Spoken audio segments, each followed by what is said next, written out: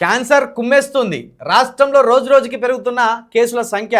ప్రతి 8 మంది పురుషుల్లో ఒకరికి, 6 మహిళల్లో ఒకరికి వచ్చే ముప్పు. చిన్నారుల్లోనూ పెరుగుతున్న కేసులు కలవరపెడుతున్న ఐసీఎంఆర్ నివేదిక. పురుషుల్లో నోరు, గొంతు, ఊపిరితిత్తుల క్యాన్సర్ బాధితులే అధికం. మహిళల్లో ఎక్కువ మంది బ్రెస్ట్, సర్వైకల్ క్యాన్సర్ బాధితులే. రాష్ట్రంలో క్యాన్సర్ బాధితుల సంఖ్య రోజురోజుకి అధికమవుతుంది.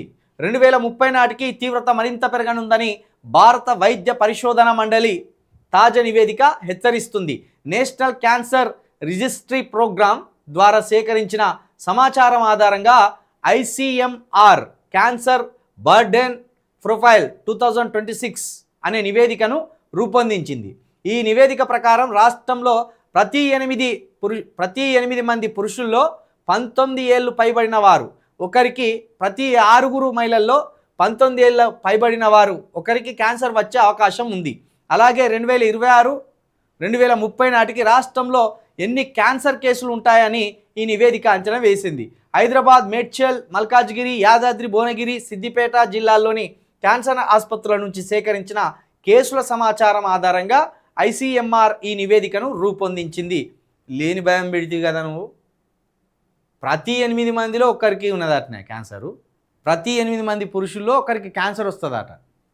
అది కూడా ఎక్కువ పురుషుల్లో నోరు క్యాన్సర్, గొంతు క్యాన్సర్, ఊపిరితిత్తుల క్యాన్సర్ వస్తుందట.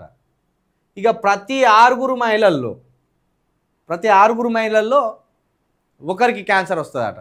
అంటే క్యాన్సర్లో కూడా మనకంటే ముందే ఉన్నారు పాపం మహిళలు. వాళ్ళకి ప్రతి 6 ఒకరికి, మనకు ప్రతి 8 మందిలో ఒకరికి క్యాన్సర్ వస్తుందట. ఇది కూడా 19 ఏళ్ళు పైబడ్డ మహిళలు, 19 ఏళ్ళు పైబడ్డ పురుషుల్లో ఈ క్యాన్సర్ లక్షణాలు ఉన్నట్టు కూడా అర్థమవుతున్నది. మరి దయచేసి దీన్ని ఎట్లా అరికట్టాలి? ఈ క్యాన్సర్ అనేది చాలా భయంకరమైనది. దీనికి మందులు కూడా లేవు.